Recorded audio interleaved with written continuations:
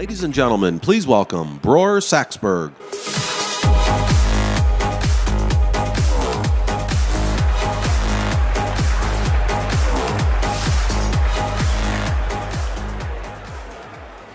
Hello. I'm the Chief Learning Officer at Kaplan, and at Kaplan, we focus a lot of time and attention on how to improve the learning outcomes of our students and also how we measure learning outcomes. One of the key things that we're looking for in the future as we work to do this work at scale, learning engineering if you will, are new innovations. An area that promises to have a lot of innovations coming up is cognitive neuroscience. And one of the best proponents of the intersection between cognitive neuroscience and education technology is our next speaker, Adam Gazzaley. He is a professor in neurology, physiology, and psychiatry at UC San Francisco, and he's founded a number of companies, including Neuroscape, which does novel brain assessments work driven off of translational neuroscience work. Also, Achille Interactive Labs, a company that creates therapeutic video games for students, again, grounded on cognitive neuroscience ideas. And he's the co-founder and chief scientist at Jazz Venture Partners, which is a venture capital firm focused on improving human performance. He's a scientific advisor for many companies, including Apple and GE. He's authored more than 100 papers. He's given hundreds of presentations. He wrote and hosted a PBS special called The Distracted Mind with Dr. Adam Gazzaley, and co-authored a book with Larry Rosen called The Distracted Mind, Ancient Brains in a High-Tech World. Dr. Gazzaley has won many different awards. His most recent award, appropriately enough, is the 2015 Society for Neuroscience Science Educator Award. Please welcome Dr. Adam Gazzaley.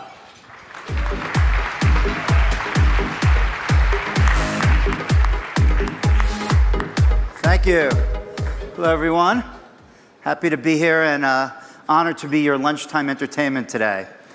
I'm going to give you both a story about what's happening today and then a look about really into tomorrow. And I want to start in this domain. It might not be an expected introduction, but really talking about human performance and the fact that us humans, especially modern humans, have really always been consumed with this notion of high-level performance. And in this world, the world of physical fitness, there's been an obsession really for optimal performance, whether it's strength, endurance, power, speed, flexibility, balance, coordination. There are specialized equipment, practitioners, programs, all devoted to optimizing these abilities. Really begging the question, what are we doing to optimize these abilities, the core functions of the human brain, really what most makes us human? Our memory, attention, perception, decision-making, emotional regulation, and at the highest level, things like wisdom and compassion. I would say in this regard, we're just tragically lacking. So when it comes to improving these abilities in young minds, I would say that should fall into the domain of education. But as you know, we've seen a largely siloed approach to the transformation of information content, but not the building of the underlying information systems, processing systems that it depends upon. In my world, I'm a neurologist. In the world of clinical care, neurology and psychiatry, we've seen similar challenges of a siloed approach to using small molecules to improve cognition and emotional regulation. I feel like we can do a lot better, and I just want to pause for a moment and talk about some of the current challenges, ones that I know many of you are familiar with, but I'm going to give it to you from my perspective, especially coming into this as a neuroscientist. The first is that we don't have assessments out there readily to not just determine how well a young person is learning the material they're presented with, but how their brains and minds are working. How does those underlying processing abilities develop, and how do they map on to other aspects of education? But that doesn't prevent us from treating, of course. But the problem is that our education system is not targeting these core underlying information processing abilities. And that leads to a disconnect between what we think of as education and what we think of as neuroscience and improving and enhancing cognition. As you know, we have very non-personalized systems, so we're not directing the training and the improving of these abilities to individual young brains.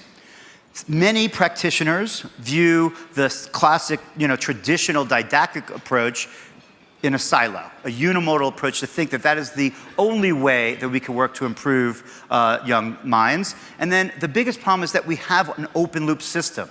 We have a disconnect between how we intervene to improve the function of the brain, how we assess it, and then how we reapply that intervention. And I'm going to come back to that again, but just to put it together, these are what I view as the major challenges that we face, not just in education, but also our mental health care system of improving cognition in people that have deficits. We need targeted, personalized, multimodal, and closed-loop treatments, begging the question of technology. Right? And I know that there's a very technologically forward-looking audience, so you're aware of all the amazing tools that are being developed. Many of you are creating them, investing in them, using them yourselves. But as you know, we're really standing at the level of a phase shift right now, with consumer-available virtual reality, augmented reality, motion capture, wearable physiological devices, and artificial intelligence and other machine learning algorithms.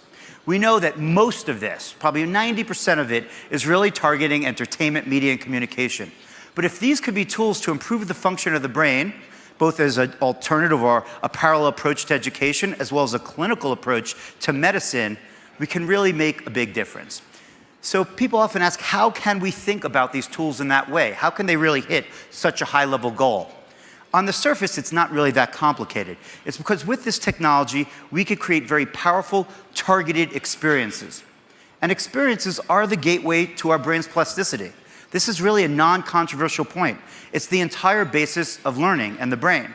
We know very well how strong this relationship is between experience and plasticity. You could witness a single tragic event and have a detrimental impact on the functioning of your brain for the rest of your life. Right? We call that post-traumatic stress disorder. So our challenge now is, how do we create technology or leverage existing technologies to maximally harness the brain's plasticity through experience to improve cognition? I would say that the best chance we have of doing that is through the creation of a closed-loop system, the opposite of really what we do now. So a closed loop, just to be perfectly clear about it, this is sort of my most important point, is where we intervene in any way that you're trying to target, and then you record the impact as rapidly as possible. So ideally, with no latency, in real time, you're intervening, recording, and then using that data to update and refine your intervention, applying it again, recording, updating, applying. Cycling over and over again, refining at each pass, becoming more targeted and more personalized. There's many ways to create closed-loop systems. The way that we've really latched onto over the last 8 years or so is through video games. Now, some of you might be thinking, and this is once a popular notion of thinking about video games, that they're just another manifestation of human mania, our enduring quality of going relentlessly after absolutely pointless goals. So this Time magazine, 1982, granted the early day of video games. But even consumer-level video games like these, the most controversial of all video games due to their high violence content, the first-person shooters, have been shown to have benefits on cognitive control abilities, attention, working memory, task switching, in the young people that play them. Whether you compare them to other people that don't play video games, or even taking naive young people and having them play these games, you see these effects. So even in the consumer games that are really directed to entertainment, there seems to be something there that maybe we could harness. So how do we create a closed-loop video game? So here's just a little cartoon of how we do that. You're playing a game, and of course, it's your brain controlling your body to play the game. That leads to performance metrics, which could be recorded by the game engine in real time. How fast you are, how accurate you are, and other more complex aspects of your behavior. This can then be used to update the environment, to scale the challenge that a person is playing based upon their ability in that moment.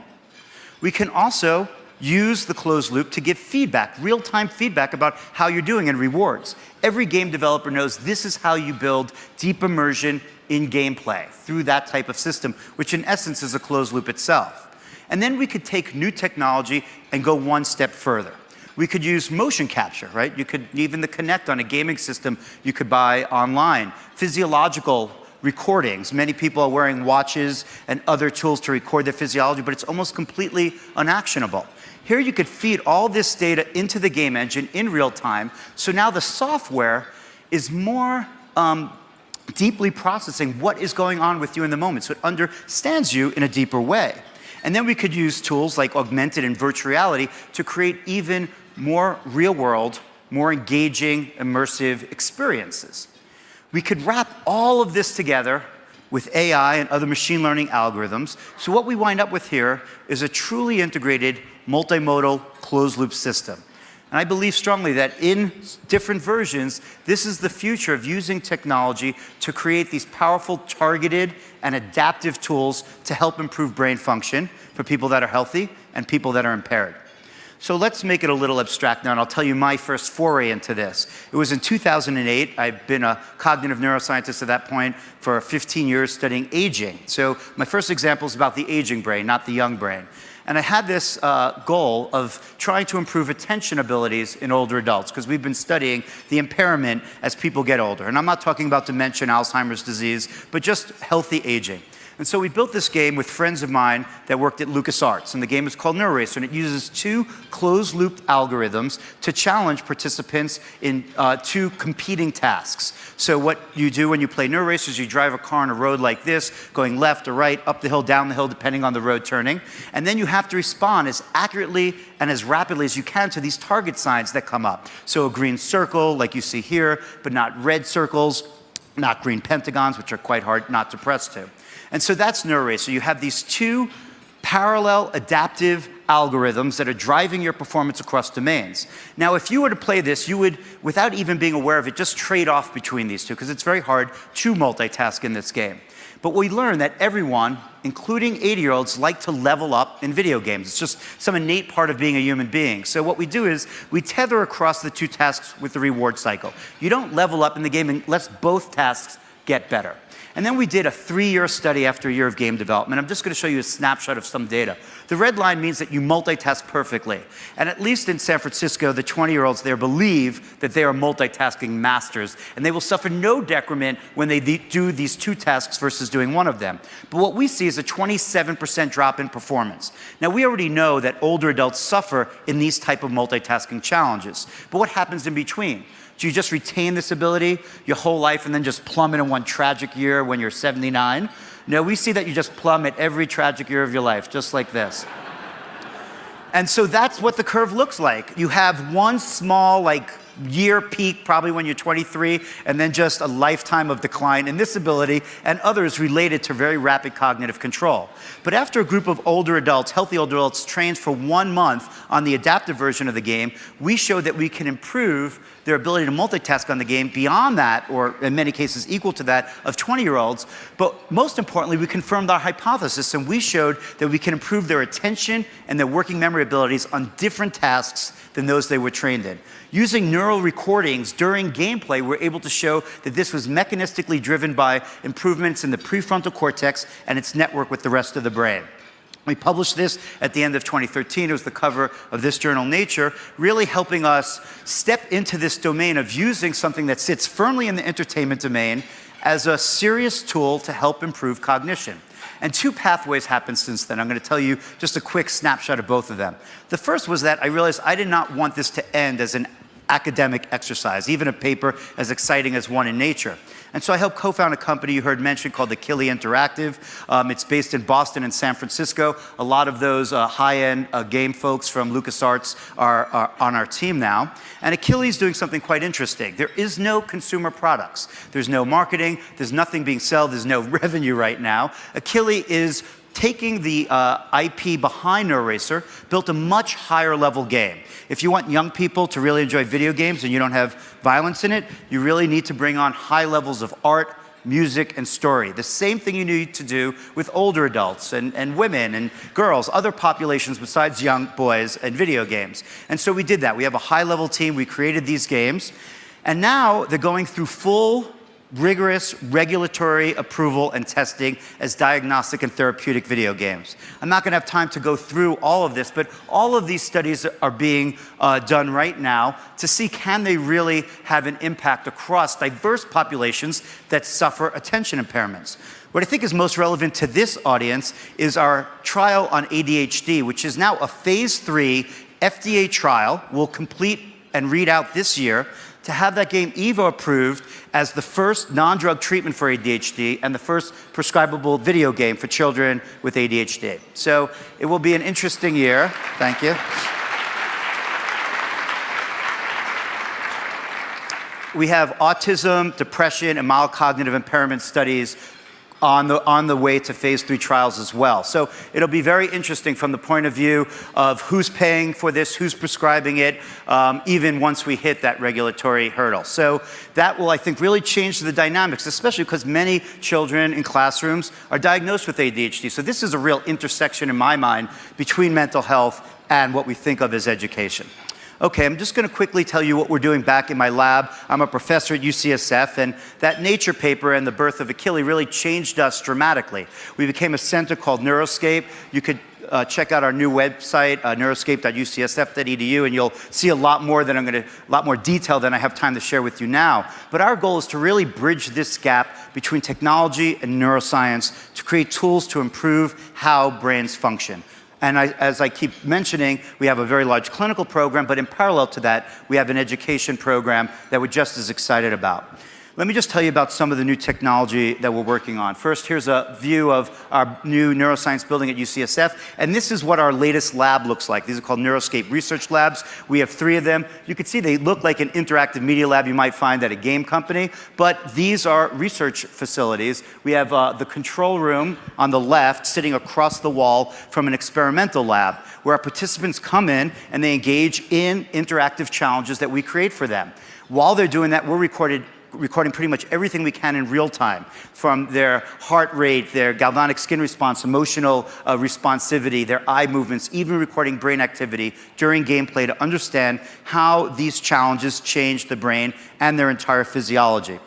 Let's talk a little about the technology we favor. Of course, mobile and wireless, right? The accessibility of it makes it so exciting, and not just the devices like tablets and phones that deliver it, but also physiological recordings like mobile EEG caps that are just starting to reach that level that we're having confidence in the robustness and sensitivity of them out in the field, in classrooms, in people's homes, to understand the brain in the real world. Here's a shot from a study that we are just completing now in India, foster care children playing a game of ours. This game is called Meditrain. It's a meditation-inspired game to help improve attention abilities. The accessibility of mobile devices around the world to places that we have trouble getting doctors and teachers is just incredibly exciting. Also on the mobile side, we have developed an app called ACE. It stands for Adaptive Cognitive Evaluation. And what we did here was take the algorithms that we use in gameplay and just brought them into a very rapid sampling tool of the different cognitive control abilities that we're interested in.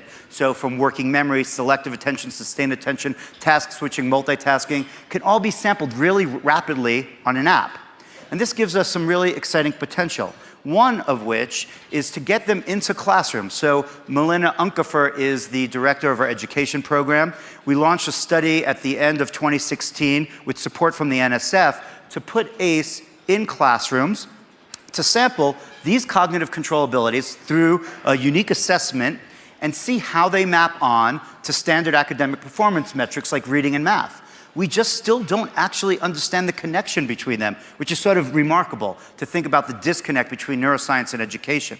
Then once we understand them, can have a cognitive profile for each child, how do we use that in an actionable way through games that maybe they'll play at home or maybe in gym class? I'll show you some of our physical fitness games to help improve those abilities, to level the playing field so that everyone can maximally reach their potential. Virtual reality, motion capture. It's already part of the world of gaming. It will just continue to expand and inevitably become part of what we think of as education and medicine. We would like to get out in front of that and not just respond reactively 10 years in the future when it's already moved on. So now I'm just going to give you a quick sneak peek of 6 games that we've developed over the last 3 years, so since NeuroRacer. Body Brain Trainer is a game that engages both physical and cognitive fitness. Engage is a game for children to help them build sustained attention and also delay rewards, something that I think is very important for all of us, especially our young people. Rhythmicity is a game that's designed to help make you more rhythmic, to improve anticipation and timing in the brain. Virtual Attention and Labyrinth are 2 virtual reality games, one focused on attention, one on memory, and Meditrain is the meditation-inspired game that I mentioned before. All of them involve high-level game teams, so that this is like sort of our main lesson from NeuroRacer. Games need to be engaging and fun. They can't just be sort of superficial exercise that you just touch lightly. Just like physical fitness, you need to really have people engage deeply in the training. And so art, music, and story is a big part of all of these, as well as reward cycles. And then they all use different type of inputs, from motion capture. Body Brain Trainer records your heart rate during gameplay. So while you're playing Body Brain Trainer, your cognitive challenge is being scaled to your ability, right? Your attention, how you're making memory decisions. What we're also doing with your heart rate is scaling the level of physical challenge. So before you play BBT, which you could see in the top panel, you get a VO2 max, and we figure out where you should be targeted, right at your anaerobic threshold. And so while you're playing the game, which is all in motion capture, if your heart rate is below that, the game senses that in real time through a closed loop and automatically increases the amplitude of your movements, driving your heart rate up. If your heart rate goes too high, the game knows that, and it titrates it back. The idea here is that by bringing together physical and cognitive challenges, we think we'll have a greater improvement on cognitive abilities than if you play this game sitting down, just engaged with your eyeballs and your fingers on an iPad. And so that could be a really important principle of education that we would be very excited to get into the classroom. Likewise, what you could see here is the use of VR, as well as an omnidirectional treadmill on your left to be able to navigate in a 3D world to train your memory system. We think that as exciting as all of these are independently, and we've spent years developing them, and we will spend years testing them before anyone sees them, the real win is bringing them together, what I call neuro CrossFit training. Right? We don't want to travel in those same paths, especially of the pharmaceutical industry, of creating these thick silos around every single drug. What you should be getting is a personalized prescription, whether it be educationally directed or medically directed, of games that are targeting you as an individual, how you present it on day one, and then have them progress and change with you over time. I just want to conclude with our look into the future. Right now, we're developing new technology we've been working on for years called the glass brain. What you're looking at here is my glass brain. So it's a combination of MRI, you could see the surface of the brain in blue, the cortical fibers connecting the different brain areas in gold, and overlaid on top, integrated in real time, is EEG recordings showing different frequencies that were being generated by neural activity in my brain while I was engaged in gameplay. So what can we do with this? This is still a proof of concept, but something we are very excited about. It's a data visualization tool. Well, the first thing, we could look at what it means to have real-time neural diagnostics. We have a virtual reality version of this, and I can tell you it's quite a surreal experience to put on an EEG cap and then a VR head-mounted display and fly through your own brain, watching your own brain. It's very meta. And so what can we do with like a therapist or a teacher looking at another brain and seeing how it responds to a challenge? But ultimately, we think that this will be the highest level of closing the loop. That if a person is playing a game, let's say it's a young person engaged in a game that's trying to improve their sustained attention ability, something we all know we need more of, the game can record where are the vulnerabilities and how their brain is processing that challenge. Maybe it's visual, maybe it's attentional, maybe it's motoric, and then adjust the challenge and the rewards to the processing signals, not just to the end product, which is the performance. We think this will be like a gamma knife, focusing the game engine to optimize those abilities that most need to be improved. So we're very excited to see how this technology can integrate together, and mostly to get it out into the world, which is why I'm excited to speak to folks like you that really help with that translation from an academic center like ours into people's lives. And with that, I'd like to just thank you for your attention.